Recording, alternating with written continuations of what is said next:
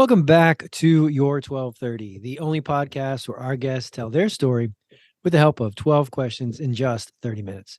I'm your host, Mike Silitro, and today we are thrilled to be speaking with David Kafka.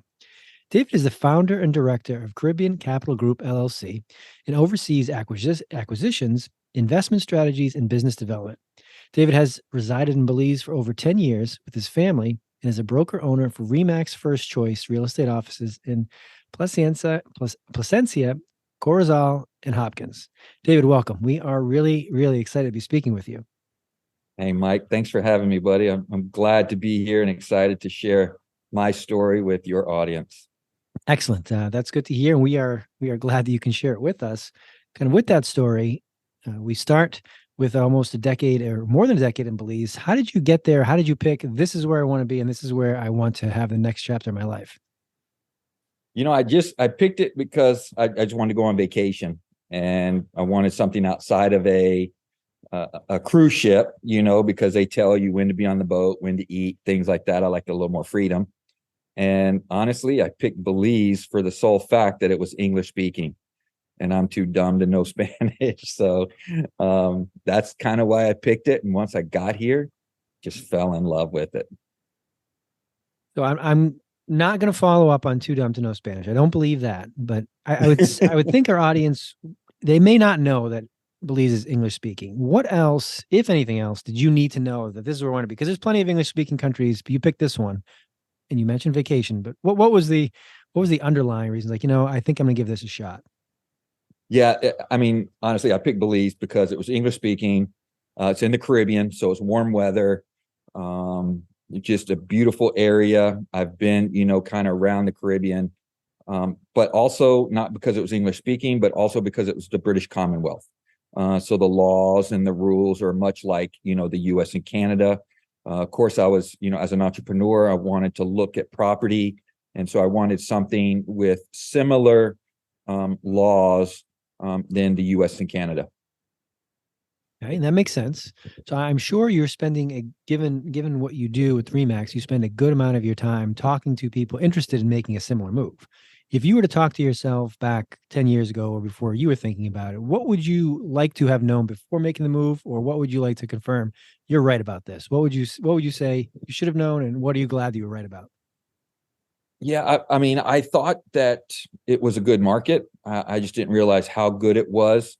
It's kind of, the dollars per foot, if you will, per linear foot of waterfront is the lowest in the Caribbean and Central America. So if I would have known, I would have done it sooner, of course.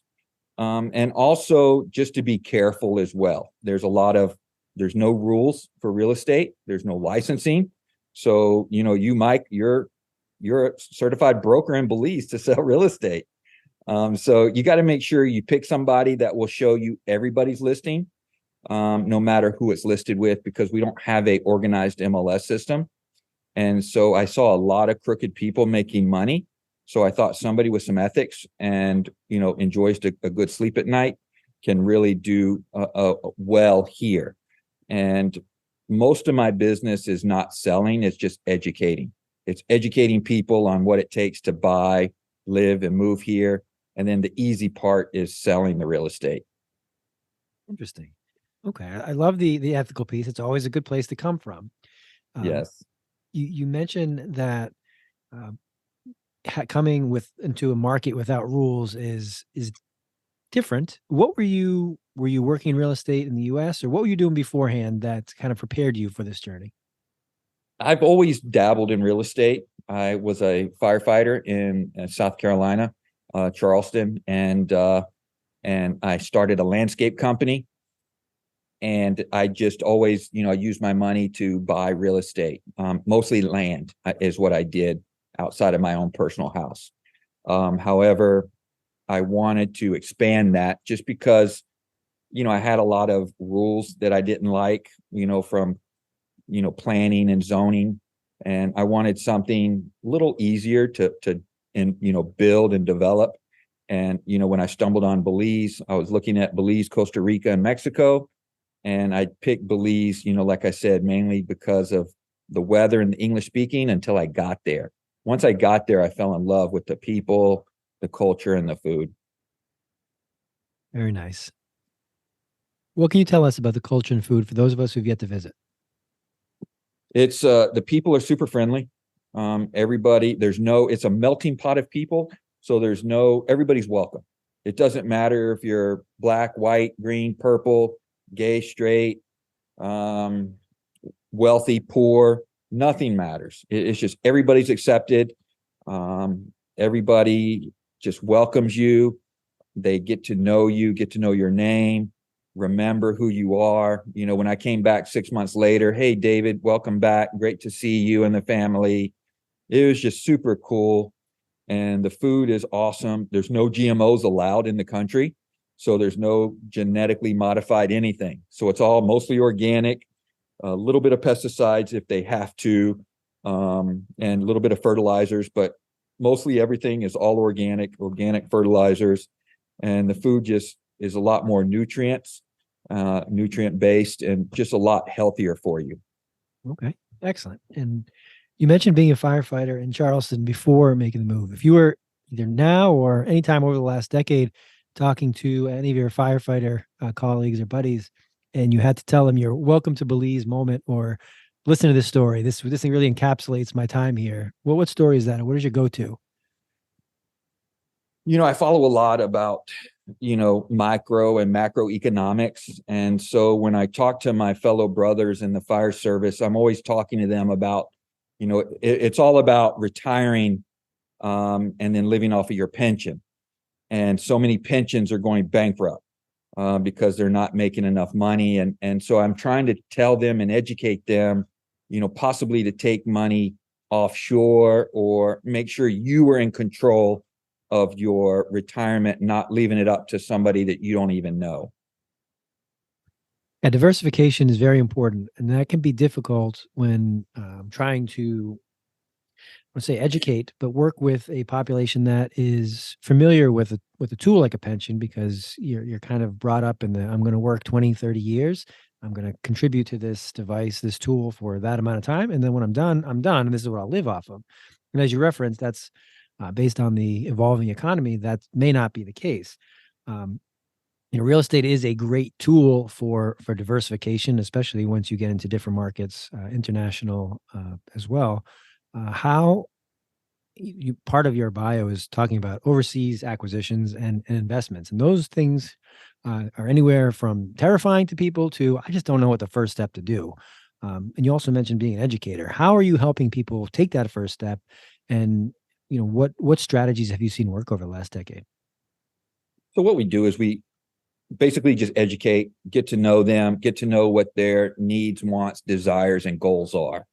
And then just kind of educate them. Belize is international investing on training wheels because you are investing overseas, but everything's in English. Contracts are in English. It's British common law. If I was to go to Mexico and invest in Mexico, there'd be an English translation of the contract. But if something happens, the law is going to be under the Spanish writing. The English is just for my convenience. So here, there is none of that translation. The law is English law, British common law. So it's very similar. And it all goes back to no matter where you're investing, you're not investing in the market per se, you're investing in the team. So you need to find that right team because you can have a average deal with a great team and crush it, or you can have a great team with a poor deal and lose like crazy. So it's all about, having the right team and educating them on possibilities, what you can do with self-directed IRAs or, the EQRPs and things like that to help them take control of, just some of their retirement. And they don't have to be all of it, of course. We never want to put everything in one egg and, all your eggs in one basket, so to speak. So it mainly just educating and just taking the time, getting to know what they want. Okay, that makes sense. And just to put it out there, we are talking real estate and finance, but we are not providing financial advice for anybody listening out there. We are just two guys discussing things that may have worked in the past for people that we've worked with or that have seen. kind of in that breaking into a new market, especially one that um, you may you may have visited before, but you don't know the geography. You don't necessarily know this neighborhood, this investment, this the customs. How were you able to do it? Which sounds pretty seamlessly from both a kind of a change in profession and a change in locale. Yeah, it's what me and my mentors try to do is collapse time frame. So what took me 5, 6, 7 years to do, I'm trying to condense it down for people. So I came every 6 months for a month. And what we did is we just went to different areas. And what I wanted to do was to live here. So I had to pick a place that I thought was the next place where I can make money selling real estate and also where I'd enjoy to live. So it's kind of a mix. If you're looking for just ROI, that would be something else. If you wanted a lifestyle and ROI, that would be something else. So I did all this so I can explain the pros and cons of every part of the country as I see it.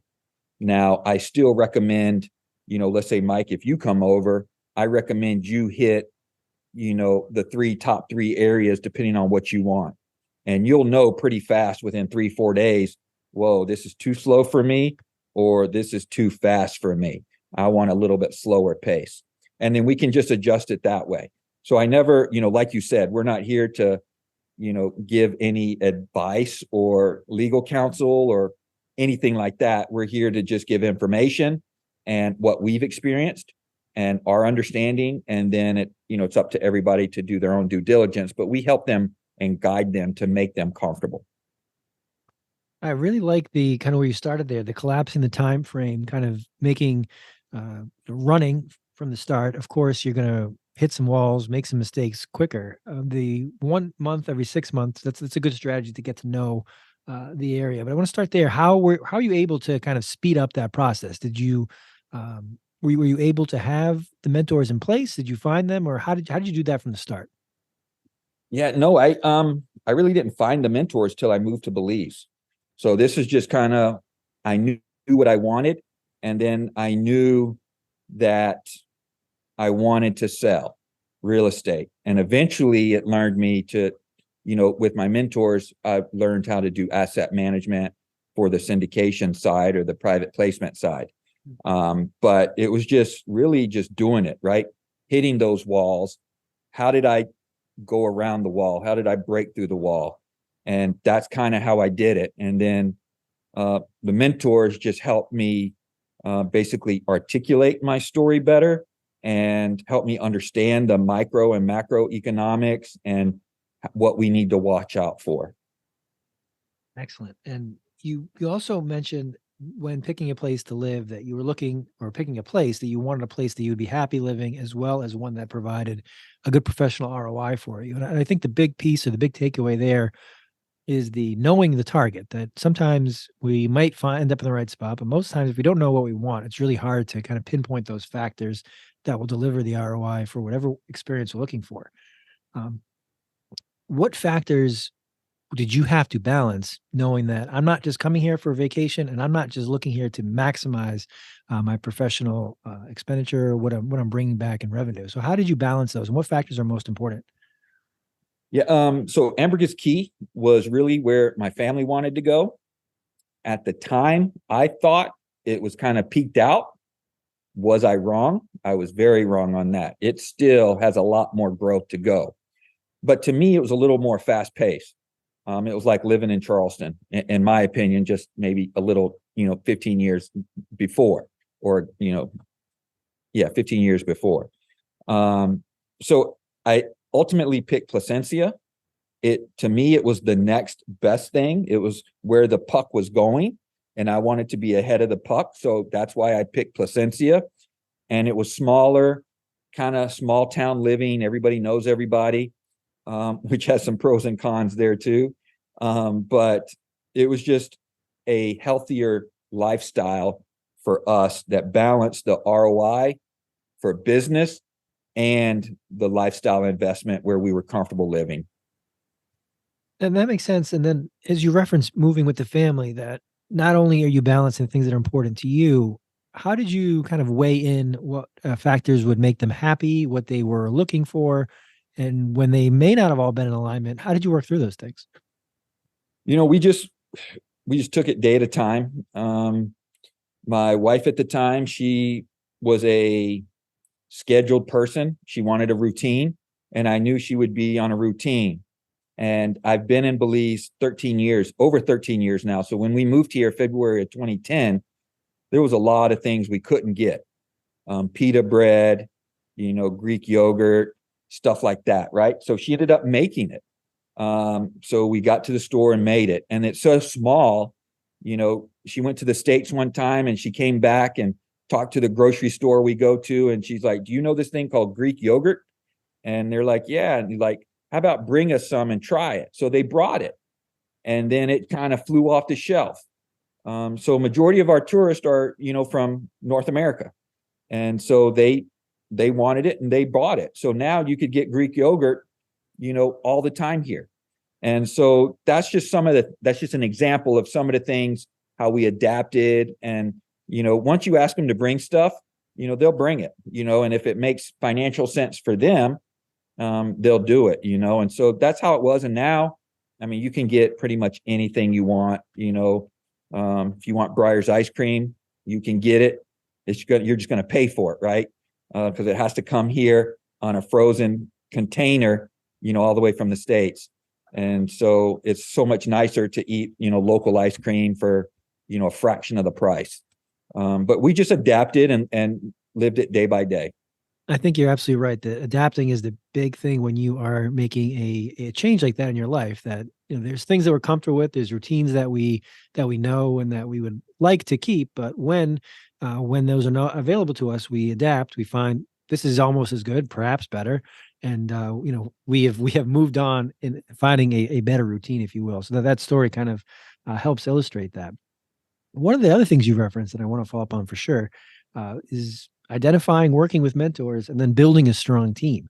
That's another area that people sometimes struggle with, overlook, don't do, or make plenty of mistakes and never get to where they can for their peak or optimal outcomes because they don't have the right folks around them. How are you able to do that, and what have you learned in building a team that you probably weren't going to be able to accomplish on your own? Yeah, I mean, I started out listening to Darren Hardy, the Darren Daily, and I was introduced to this thing called personal development and just fell in love with it, and basically from there, my mentors that, have been real estate agents, real estate brokers, and then syndicators that have raised millions and millions and millions of dollars. And, my marketing mentor, Kyle Wilson, who was Jim Rohn's business partner. We talk about the wheel and how we get people on our wheel and just take them around the wheel. So it's just the best investment you can make is on yourself. And it's just mind-boggling for me how much your mind will take in. I'm just an average guy, didn't go to college. And here I am, doing it, in a country that I love and living a life that I love, helping people that I love, whether it's buying a property actively or helping people invest passively, to just diversify and help them make their dreams come true. And I couldn't have done none of this because the mentors show me that, don't think so narrow or small. It takes just as much work to buy one house versus an apartment building, and as long as you have the team together, you're in real estate with EXP, you kind of know, right? It's just the same amount of work to buy a house or buy an apartment building, a 1 to 4 unit, and the income is just substantially different. And so that's just kind of, I always recommend people just invest the time, invest the money, go to these classes. Don't pick the free ones. Pick the ones that actually cost some money, because it's not just the classes, it's the people that come to these classes. So it's just, there's classes I go to that I've been to 7, 8 of them, 9 of them, but I've changed and the people have changed. And being with, 200-300 like-minded people that paid $1,000 for this 3-day class, that's where the magic happens. You're one investor away. You're one relationship away from doing something huge. And it's up to me, to make a ROI out of that, not to use people by any means, but just if there's a relationship there, that's what it takes, to find that person. And if you click, you'll invest together, you'll have a friendship together, and you'll do a lot of stuff together. I think the really big takeaways there, two that I love. The first one being that understanding the effort versus the output, or the impact it can have when you compare buying one house, one property, to a multi-unit or a different type of investment, or kind of a different project. That sometimes we put our head down and we kind of just plow forward doing that thing, where if we redirect our energy or we build the right team, we have the right relationships. The second thing that you talk about is going to these courses and then learning who's there, seeing how you can collaborate, work together.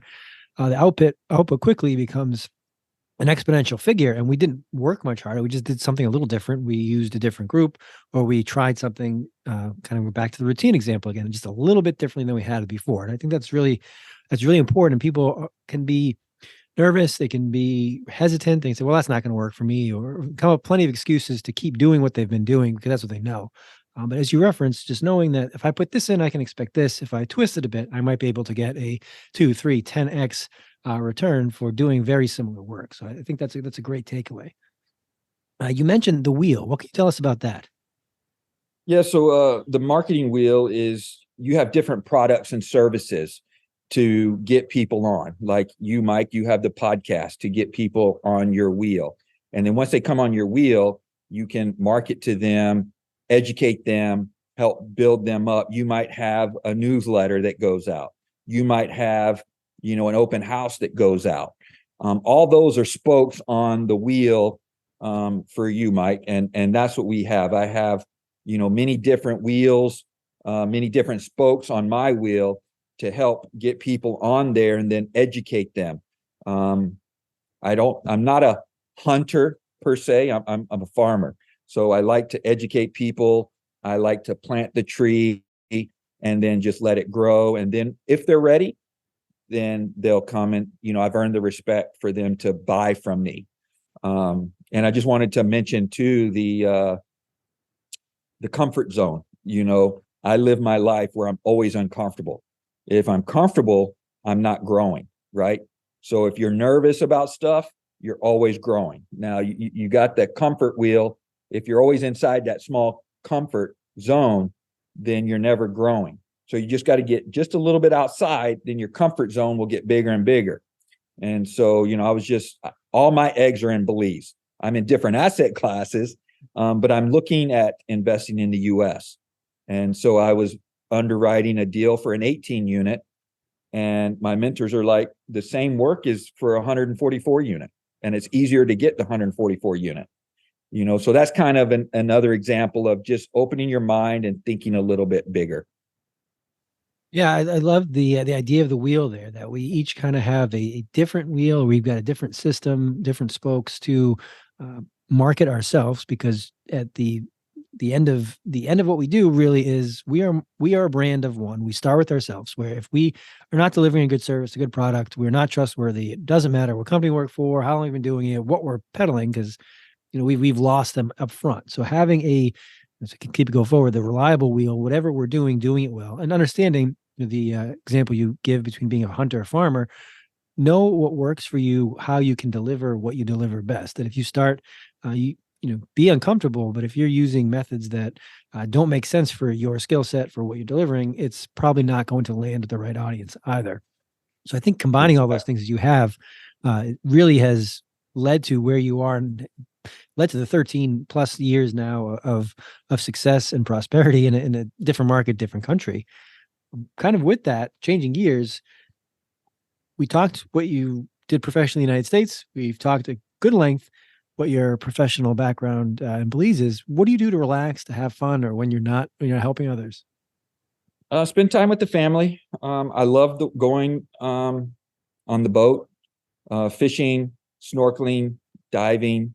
It's a beautiful country, so much to see. so much history. We didn't talk about the history really, but there's a lot of history here. Architectural ruins. Well, I don't want to say ruins. Architectural developments, where the Mayans were. Just so much to do. But I'm kind of on a 7-year plan. So I kind of work a lot and just take maybe 2 days off a month, plus just, 2 full days off where I'm, just spending time with the kids, going out, whatever. But we have half days and things like that. I live pretty freely, right? So if I want to take a half a day off, I take a half a day off and spend time with the kids. So I'm not saying I don't, spend time with my kids, but, it's just, I do enjoy what I do. And so I do kind of work a lot, but I just balance it with what the family needs when they need it. When you find something that you like to do, that you're good at, that you love working with, that taking those extra hours or having the freedom to work when you want becomes a little bit easier. So that's probably the reasoning behind that. Exactly. You mentioned that you chose Belize because it was English speaking. I'm not sure a lot of people know that. What's another thing that most people don't know about Belize that they should? Yeah, so it's it's home to the second largest reef in the world, the Blue Hole, which is one of the, what do you call it? The 10 wonders of the earth or the world. So it's Jacques Cousteau, I believe, founded it or whatever, and it's just a long, deep hole that's very popular for snorkeling and diving. We have one of the largest jaguar reserves. Over 30% of the country is reserves or waterways where nothing ever can be developed. So it's very sparsely developed. Fly fishing, it's not a beach destination, it's an outdoor water sports destination. So snorkeling or diving with the whale sharks around the month of June, July, August, going to the reef and snorkeling with the with the nurse sharks and stingrays. Just so much to do. Fly fishing, it's home of the Grand Slam. You can have a Grand Slam, which is catching a bonefish, a tarpon, and a permit all in the same day. It's kind of a big deal. So it's just anything out there for water sports, we have it. Very nice. Sounds lovely. I'm sure people listening to this, like I need to get to Belize right away. Well, we'll end here on this. You mentioned certain food that you would miss from the U.S. Is there anything else that you miss or look back on? It's like, man, I wish this was here. No, not really. I mean, I go back enough so I get, I can get what I miss. A good steak is kind of hard here.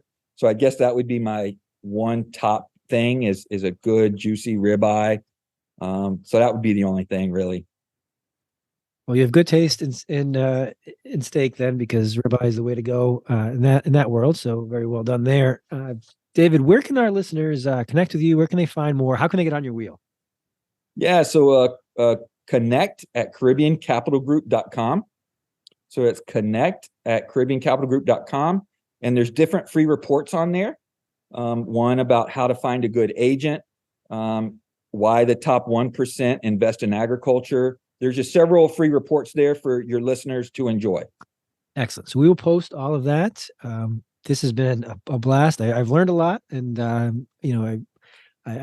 love your story. I'm rooting for you to continue the levels of success that you've had and continue helping others.